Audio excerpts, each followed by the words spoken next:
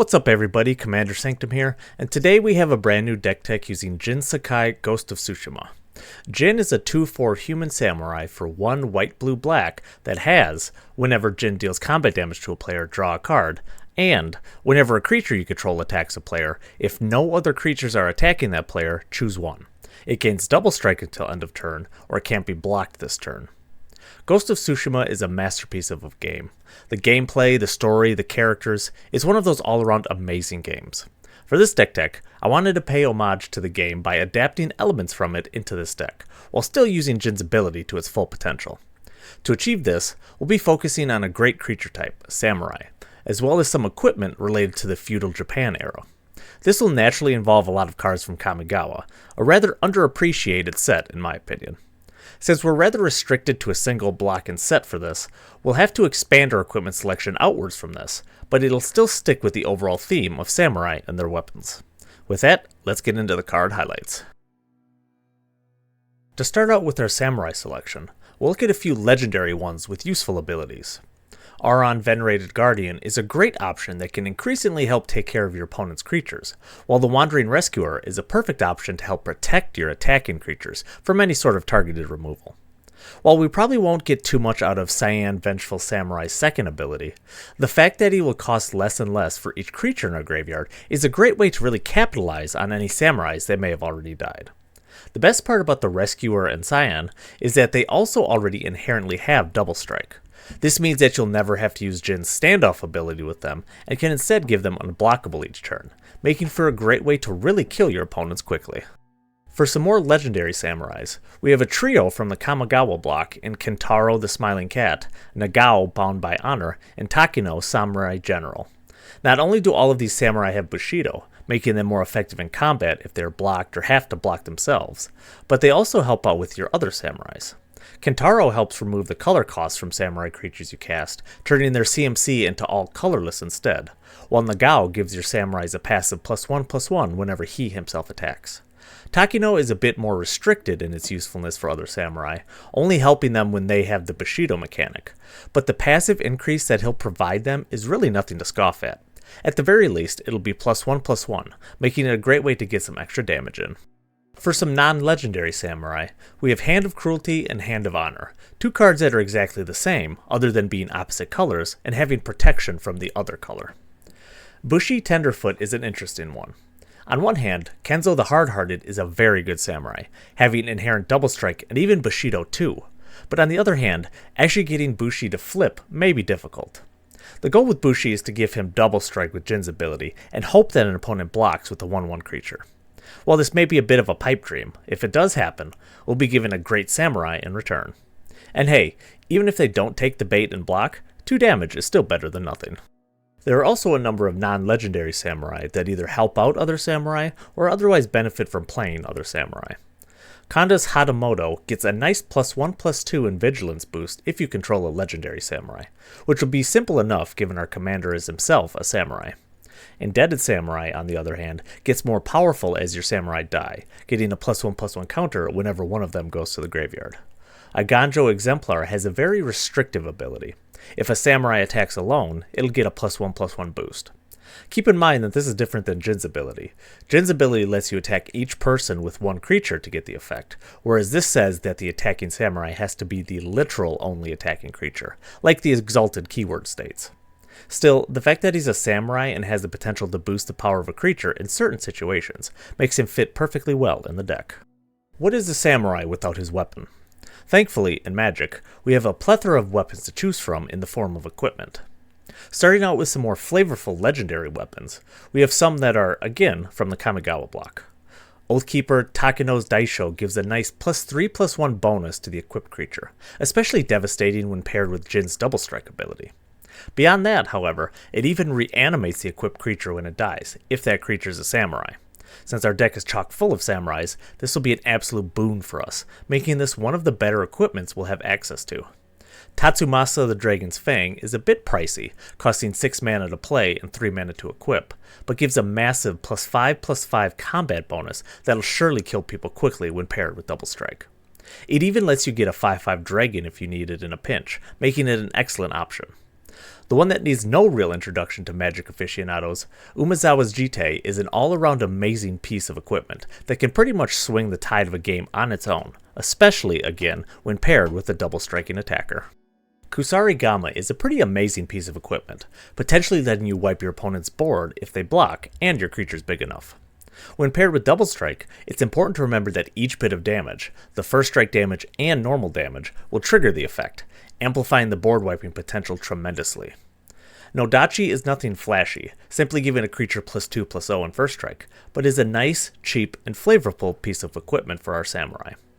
Lost Yotei is just like Umezawa's Yotei, just after it's been misplaced by its owner, providing a different but still very effective list of abilities when it does damage. Ancestral Katana has the same downside as Aganjo Exemplar, requiring only a single samurai to be attacking, but the reduced equip cost it provides if doing so can make it a very good strategic play. Konda's Banner, when equipped to Jin, will pretty much always give your entire board a passive +2/+2, making it probably one of the best and most flavorful Anthem effects we can even have access to. Blade of the Oni has a relatively steep equip cost, but one that's well worth it for the 5/5 base power and toughness change by itself, let alone the addition of Menace, making it easier to hit some opponents without having to use Jin's unblockable ability. For fans of the game, it's also extremely favorable if attached to Jin, given how some of the characters perceive the Ghost later on in the game. While not necessarily weapons per se, these next equipments are still an important part of a samurai's gear. General's Kabuto gives the equipped creature Shroud and prevents combat damage from being dealt to them, making them great ways to pick off your opponent's creatures or to keep back as effectively indestructible blockers. Lion Sash is a card that can get out of hand very quickly, providing a source of graveyard hate alongside a very easy to load up on power boost. Genji Glove gives the creature inherent double strike, again great when paired with Jin, but also lets you untap it and attack again. When equipped to Jin, you'd be able to get a whopping 4 cards out of this thanks to his damage ability, while also doing a ton of damage to an opponent, making this an all-around great option for us. Now for the not as flavorful equipment, we have some real beaters that can increase a creature's power very quickly. Blackblade Reforged and Excalibur's Sword of Eden are the best examples of this, with the former giving a creature +1/+1 for each land you control, while the latter gives it a static +10 power and vigilance. These are the types of game-ending cards right here, especially when paired with Jin's Double Strike or even just unblockable. Conqueror's Flail isn't quite as big of an increase, especially when equipped on a creature other than Jin, but still has an effective ability in making sure no one can mess around with your spells or permanents when it's your turn. Hammer of Nazan is a great option to help get around some of the higher equip costs, while also helping out with combat by giving the equipped creature indestructible. Sword of the Animist is an important ramp option for us that'll be crucial to make sure we can get our lands out as quick as possible. Since we have to attack with a single creature against each opponent to get Jin's ability, we can get some added benefit with Blade of Selves' Myriad ability, since we can make it so Jin's ability applies before we get the copies, letting us technically attack each opponent with more than one creature. Unfortunately, if you only have one creature out that's equipped with this, the token copies created won't get Jin's abilities, since they didn't initiate an attack, but it's still an effective way to maximize damage against your opponents without sacrificing the ability to give them double strike or unblockable. While there aren't too many cards that create samurai tokens, we do have a few in the form of Planeswalkers. Well, specifically one Planeswalker, the current Emperor of Kamigawa, represented in the cards the Eternal Wanderer and the Wandering Emperor. Not only can these create samurai tokens for us, but they can also act as removal or provide a creature a buff in the form of counters, making them excellent modular cards to really do what we need them to at the given moment. Starting out with some utility cards that work well with our themes, we have a few that are pretty solid defensive spells. Call to Glory can not only untap all your creatures, but also gives all your samurai +1/+1, making it good on both offense or defense depending on what the situation dictates.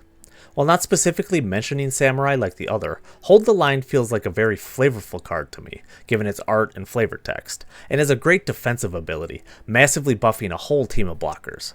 The best part is that the blockers don't even have to be your own. If your opponent is blocking another opponent's creatures, you can cast this to give them a buff, potentially helping to take down the archenemy opponent at the table. The situational nature and flavor of this card is what really sells it as a great include, in my opinion. For equipment-specific utility, we have 2 cards that make it easier to equip them on our turn. Forge Anew not only makes our first equip free for the turn, it also reanimates an equipment from our graveyard. Great if one of your opponents happens to destroy your most useful one you have. Sigarda's Aid lets you cast an equipment on an opponent's turn, letting it also auto-equip when doing so. Needless to say, Sigarda's Aid is a great way to really get someone out of nowhere, making what first appeared to be a no-brainer attack on your opponent's part to one that completely devastates them instead. For more generic utility, we have Dovin's Veto, one of my favorite counterspells that we have access to, since it can make sure whatever board wipe or spell-based removal your opponents cast does not end up impacting you. Inkshield is also another one of my favorite defensive spells we have access to, giving us a fog effect that, in turn, creates a bunch of flying tokens for us. Seriously, I have seen this card end games alone, so it really shouldn't be discounted, especially in a deck focused more so on just having a few creatures out at a time. Reconnaissance Mission and Binding of Thassa are great card draw engines for us, especially given the fact that Jin's ability lets us give our creatures unblockable. Think about it this way, if you have 3 attacking creatures and give them all unblockable with Jin's ability, that'll net you a nice 3 cards during that combat, even more if Jin is one of the attackers. Heck, even if you use Jin's double strike ability instead, if they end up connecting, that's even more cards for you since these count each damage step, making these some of the best card draw sources we'll have access to in a deck like this. While these next 2 creatures aren't samurai, flavor fail, I know, their card drawing potential in a deck like this is too much to pass up. Shram Senior Edificer will net you a card whenever you cast an equipment, whereas Pure Steel Paladin will give you a card whenever one enters. The Paladin even makes equip cost 0 if you control at least 3 artifacts, which will be very easy to do in a deck like this. While, again, these are a bit of a flavor fail, their abilities are just too good to pass up in my eyes. Though, I wouldn't fault you if you took them out in favor of more samurai. Here's an example deck list utilizing all the previously mentioned cards. Additional cards include some more samurai with Opal Eyes Kandis Yojimbo, and another Yojimbo in Summon Yojimbo, another useful weapon in Dragonfire Blade, and some great utility lands in Academy Ruins and Path of Ancestry. When Jin was spoiled, I was super excited. To be honest, I was, at the time, ironically, playing through Ghost of Tsushima to platinum it, so it was completely fresh in my mind. Again, the story, the gameplay, the characters and their development, the scenery, all of it was so incredible that it was hard not to love. The choice between fighting in the shadows or the honorable way, the way that was represented in Jin's card, is literally top tier.